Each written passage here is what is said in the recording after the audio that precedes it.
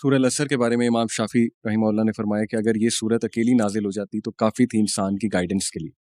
اور سورہ العصر میں بیسٹ گولز ہیں. اگر کسی نے گولز لینے کے گولز کے ہونے چاہیے میرے لائف میں, تو وہ بیسٹ گول میکنگ کے لیے زبردست اس سے جو ہے وہ گائیڈ لائن اور کوئی نہیں ہو سکتی.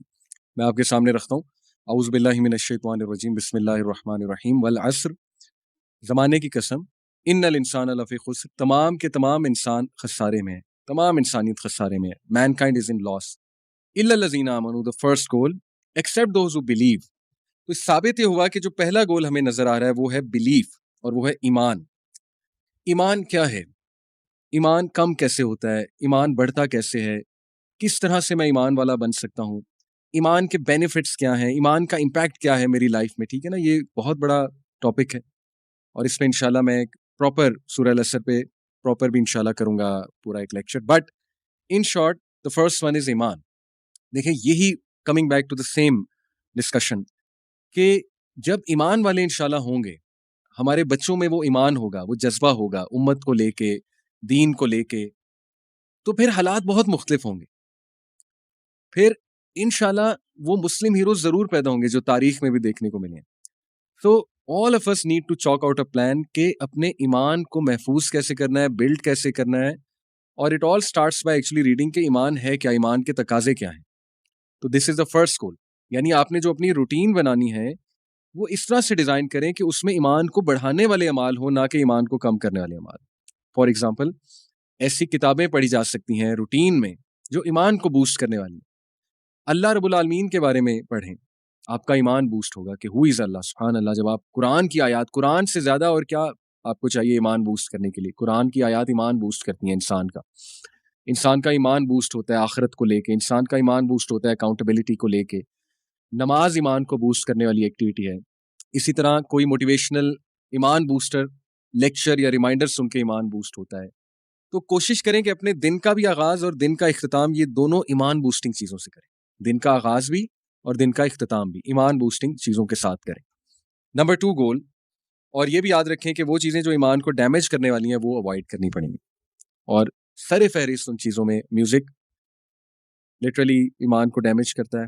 جو لیرکس ہیں, دا کائنڈ آف لیرکس, پھر وہ ظاہر ہے اوور آل جو انڈسٹری ہے, بری کمپنی ایمان کو ڈیمیج کرتی, بد نظری ایمان کو ڈیمیج کرتی ہے. ہو سکتا ہے آج کے دور میں بھی ایمان سیو کیا جا سکتا ہے. میں کئی نوجوانوں کو جانتا ہوں جو کر رہے ہیں الحمدللہ. دوسرا گول, وَعَمِلُوا الصَّالِحَاتِ and good deeds. Righteous good deeds کیا ہیں؟ اب آپ کی جو روٹین بننی چاہیے, نمبر 1, وہ روٹین ایسی ہونی چاہیے کہ اس میں ایمان انشاءاللہ برقرار رہے, بوسٹ رہے. اور ہاں, ایمان کم ڈاؤن ہوتا رہتا ہے, پرفیکشن ہم سے ڈیمانڈڈ نہیں ہے, ہم سے ڈیمانڈڈ ہے ایفرٹ کرنا. کم از کم اس روٹین میں یہ جھلک تو نظر آ رہی ہے کہ یہ لوگ ایمان کے لیے کام کر رہے ہیں. انہوں نے ایسی ایکٹیویٹیز کچھ رکھی ہوئی ہیں اپنی روٹینز میں کہ جس سے ایمان انشاءاللہ ان کا بلڈ ہوگا.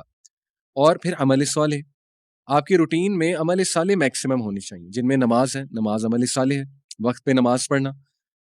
آپ دیکھیں فجر پہ کتنے لوگ آتے ہیں, فجر کی نماز پہ کتنے لوگ جماعت سے آتے ہیں. اس سے بڑا عمل صالح کیا ہے؟ اپنی نیند کو سیکریفائس کر کے اٹھنا.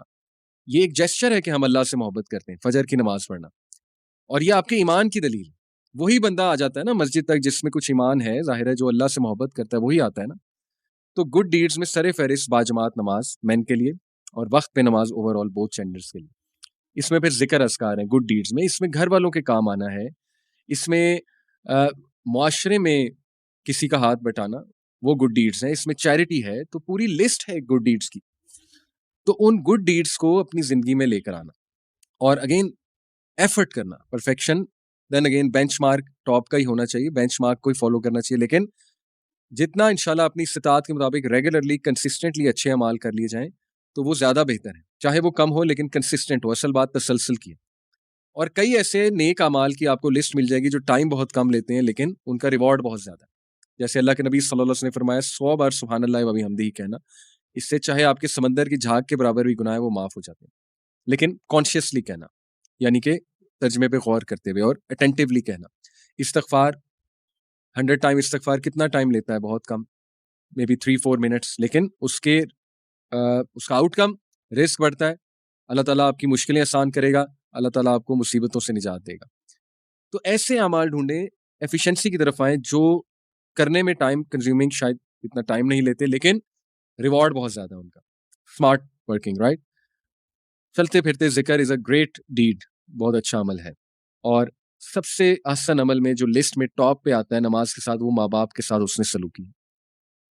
تو یہ سارے جو اعمال ہیں یہ ہماری لسٹ میں ہونے چاہیے when it comes to obviously routine making, good deeds, عمل صالح. اور اس کے بعد وتواصوا بالحق کی exhorting one another to truth. اس میں دعویٰ ہے کہ چلتے پھرتے نیکی کا حکم دینا، جسٹس کا حکم دینا، حق بات کرنا، حق کی تبلیغ کرنا، جس طرح کر سکتے ہیں. ضروری نہیں ہر بندہ پبلک سپیکر بن جائے، بہت بڑا دائی بن جائے، کسی بھی طرح کر سکتے ہیں. کسی کو کوئی بک گفٹ دے کے کر سکتے ہیں دین کی تبلیغ، کسی کو کوئی اچھی بات کر کے کر سکتے ہیں، مسکرا کے کر سکتے ہیں، اپنے اخلاق سے کر سکتے ہیں، اپنے کردار سے کر